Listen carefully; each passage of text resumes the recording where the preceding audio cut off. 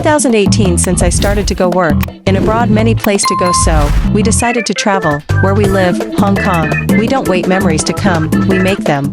We bought our gear for coastering, hiking and trekking. We are happy for it, and also we plan where will we go for to avoid any sudden events while in the mountains or on the beach. All gears are ready to go. But wherever we end up, only one thing matters, everyone is safe and happy. So this is Hikers. Be one of us. This is Ozzy, Gretchen, Tazzy, Yusang aka Rosana, Barong aka Betty, and Del. This is Kimchi, Faith, Yvonne the Jumbo, Kits, the Hikers, and Bing. Thank you from Jumbo's team, God bless. All goods in the hood. Like and subscribe to Rogi in Hong Kong.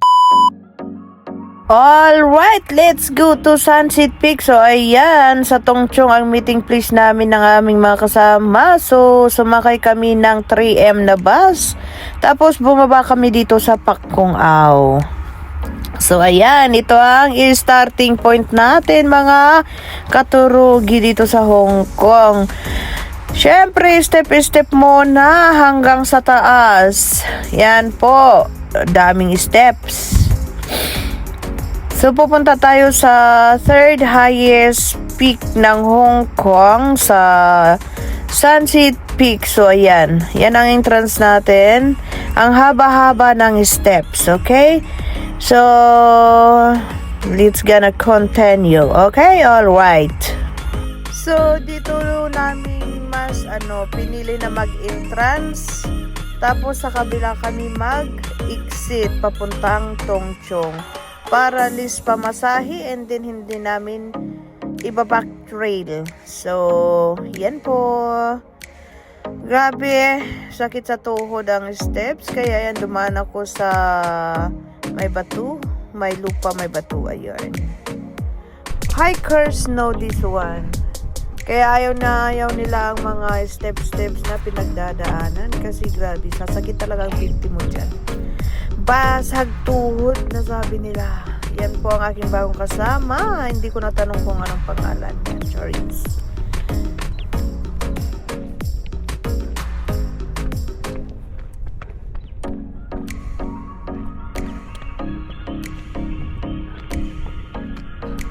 Captures a moment of people posing on a distinctive rock formation. Known locally as Tuban Sak, literally seesaw stone. On Sunset Peak in Hong Kong. Sunset Peak Tai Tangshan is Hong Kong's third highest mountain, 869 meters on Lantau Island. The area is well known for its challenging yet rewarding hiking trails. Offers incredible views of the ocean, islands, and the seesaw stone is a popular photo spot for hikers along the trail. Winter offer cooler weather and unforgettable views, panoramic vistas of the ocean, surrounding islands, airport, and iconic silvergrass fields on popular routes and features. Pak Kung O, a popular starting point for a strenuous but rewarding ascent via the Lantau Trail. Nam Shan, another starting point, often combined with exit route from the Sunset Peak area, as indicated by the sign in the image, is Wang Lung Heng Road to Tanjung.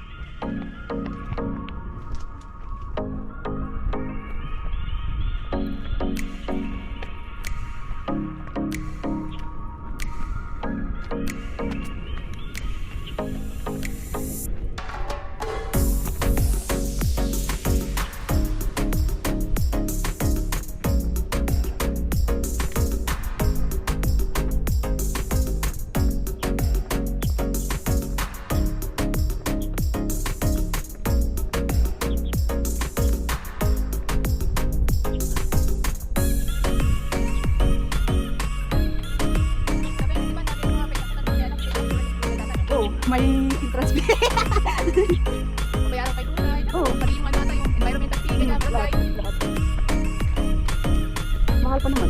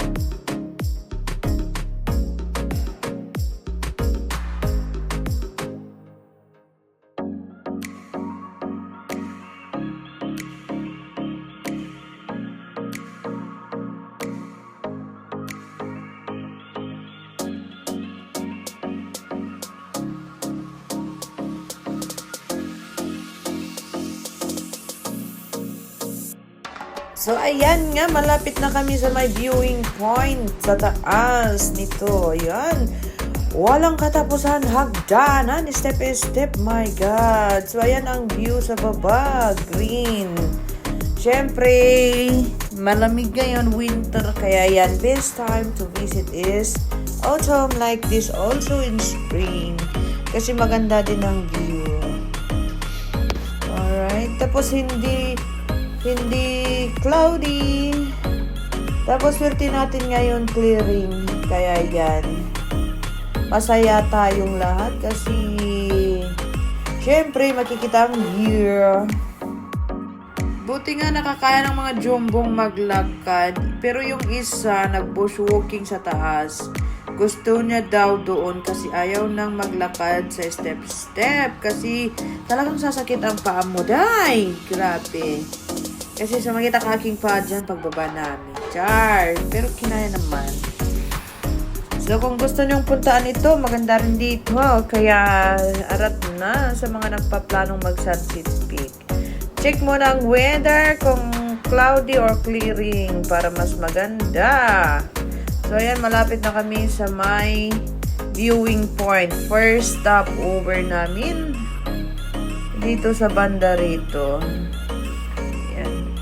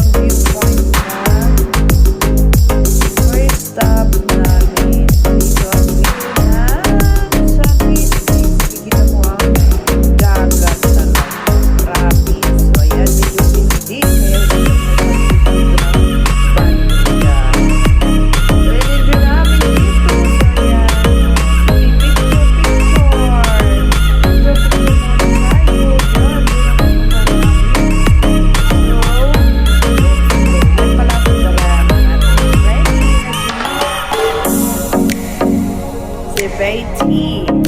Maganda din ang view dyan, kaya dyan sila nandito sa may bato. Nagsawa sila dito sa parang kulungan ng baboy. Char. Hindi naman ang lupa.